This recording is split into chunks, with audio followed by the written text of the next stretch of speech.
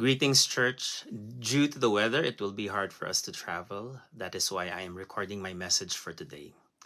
We continue with our series, Vessels for His Glory, and today's message title is Broken Vessels Poured Out for the Glory of Christ. What happens when a life broken for Christ releases the fragrance of worship? Many people think brokenness is something to hide. In our culture, we admire strength, success, and polished lives. People carefully curate what others sees, especially in public. Weakness is often hidden behind smiles, achievements, and appearances, but the kingdom of God works very differently. In the kingdom of God, sometimes the greatest beauty comes from what is broken. There is a powerful moment in the life of Jesus that illustrates this truth. It happens just days before the cross. Our passage is found in Mark 14, 3-9, and it says there, "And while he was at Bethany in the house of Simon the leper, as he was reclining at a table, a woman came with an alabaster flask of ointment of pure nard, very costly, and she broke the flask and poured it over his head. There were some who said to themselves indignantly, 'Why was the ointment wasted like that?' For this ointment could have been sold for more than 300 denarii and given to the poor." And they scolded her. But Jesus said, "Leave her alone. Why do you trouble her? She has done a beautiful thing for me. For you always have the poor with you, and whenever you want, you can do good for them. But you will not always have me. She has done what she could. She has anointed my body beforehand for burial.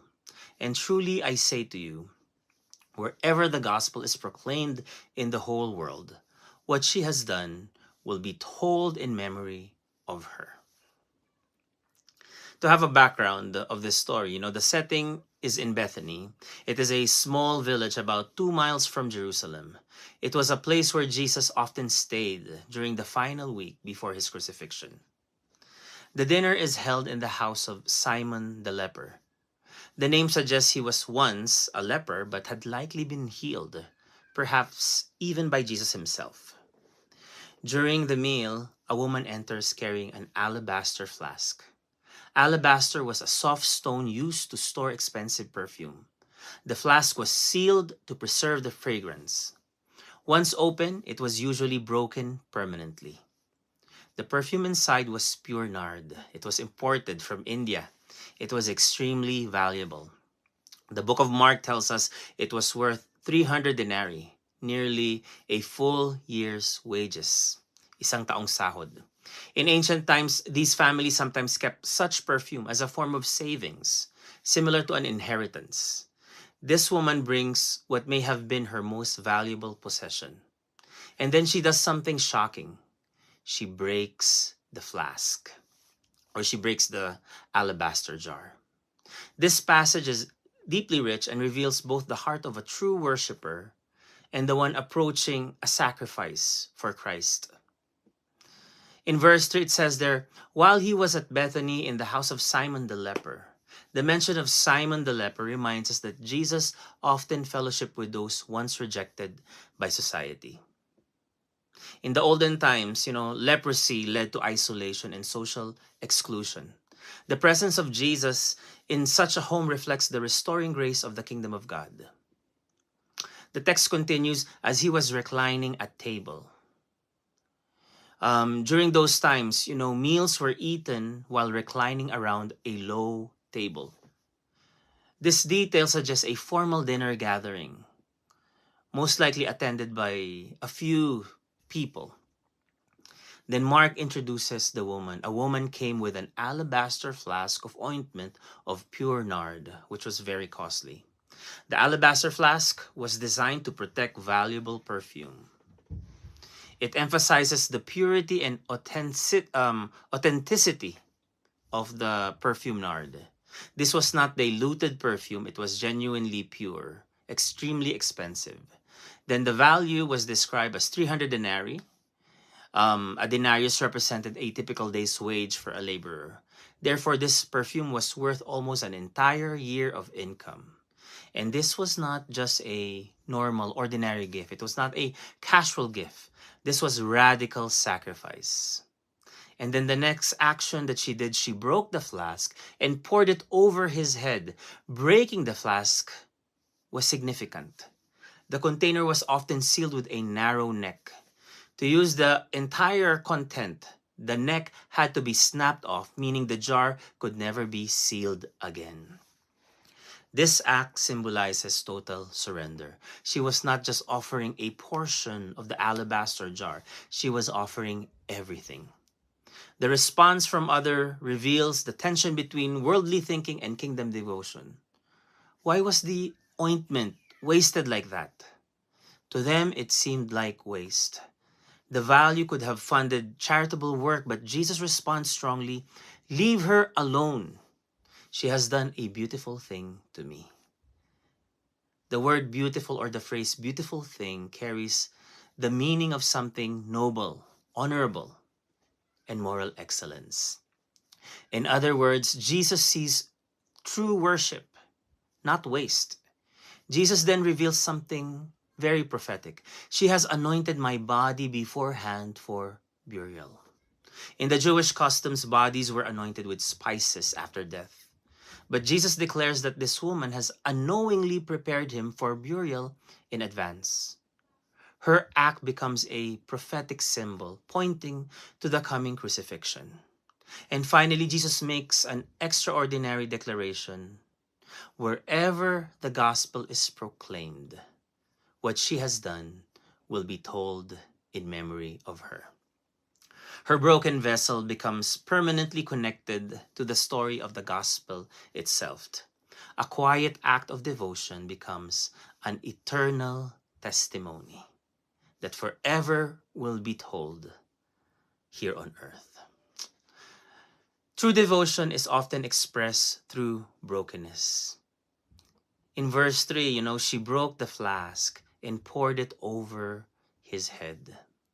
The key moment is the breaking of the vessel. The fragrance could not be released until the flask was broken. This act was deeply symbolic. She did not simply open the jar and use a little. She broke it completely.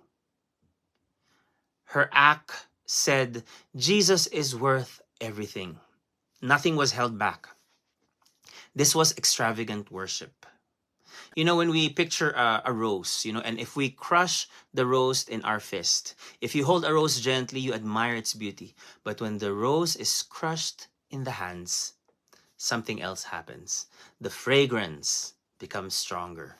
The aroma fills the air. In a similar way, sometimes the most beautiful fragrance of a Christian life emerges after it has been crushed by surrender to Christ. Brokenness releases something that comfort never could. Many believers give God part of their lives, part of their time, part of their devotion, part of their obedience, part of their treasure. But true worship is not partial. It is complete surrender. The question is not, do I believe in Jesus? The deeper question is, have I broken the flask of my life before him? The world often misunderstands sacrificial devotion. In verse 4 and 5, there were some who said to themselves indignantly, why was the ointment wasted like that? For this ointment could have been sold for more than 300 denarii and given to the poor. And they scolded her. Notice the response, they call it waste. From a purely practical perspective, they were correct. It looked extravagant, it looked unnecessary, it looked irresponsible. But heaven saw something different. What the world calls waste, Jesus calls a beautiful thing. We've heard, or we know some missionaries, and a missionary's life throughout history, many missionaries have left comfortable lives to go to difficult places. Some died young, some served in obscurity. To the world, it looked like wasted potential. But heaven saw something different. The kingdom of God has often advanced through the lives that the world considered foolish sacrifices. The same may happen in your life. When you follow Christ wholeheartedly, some people may not understand, but the applause that matters most comes from heaven. A surrendered life will sometimes attract criticism. But the believer must decide, will I live for human approval or for the pleasure of Christ? Jesus honors a life poured out for him. In verse 6 in chapter 14, but Jesus said, "Leave her alone. Why do you trouble her? She has done a beautiful thing to me." This is one of the most tender moments in the gospel. Jesus publicly defends her. He calls her act beautiful. The word used here means something noble, admirable, and spiritual significant. In other words, heaven saw what others could not. There was also a story in the Bible of a widow offering his coins. The widow placed 2 small coins into the temple offering. Others gave large amounts, but Jesus declared her gift was the greatest. Why? Because she gave all she had. Heaven measures devotion differently than the world. God does not measure the size of the gift. He measures the depth of the sacrifice. One day, each and every one of us, every believer, will stand before Christ. And the question will not be, how successful were you? The question will be, did you love me with all your heart? Broken devotion prepares the way for the gospel. Mark 14:8. She has done what she could. She has anointed my body beforehand for burial. At this moment, most people still did not fully understand what was about to happen, but her act pointed toward the coming death of Christ. Within days, Jesus would be crucified. His body would be broken for the sins of the world. Her broken flask, her broken jar, becomes a picture of something greater. Christ himself would soon be broken for us. A few months, or last year, I've mentioned of that there is this ancient Japanese art called kintsugi. When pottery breaks, the Japanese artist repairs it using lacquer mixed with gold. Instead of hiding the cracks are highlighted. The repaired vessel becomes more beautiful and valuable than before. In a similar way, God does not discard broken lives. He redeems them. The places where we once thought our lives were ruined can become the places where God's grace shines the brightness. Your brokenness does not disqualify you. When surrendered to Christ, your story can become a testimony of redemption and grace. And for today, let's just have a quiet reflection. Take a moment to consider our lives. What are you still holding back from Christ? What alabaster flask, what alabaster jar in your life, something precious, has not yet been surrendered? Could God be calling you to a deeper devotion? This woman is remembered across the centuries for her one act. She broke the flask, and when the vessel broke, the fragrance filled the house. In the same way, when a life is fully surrendered to Christ, something beautiful happens.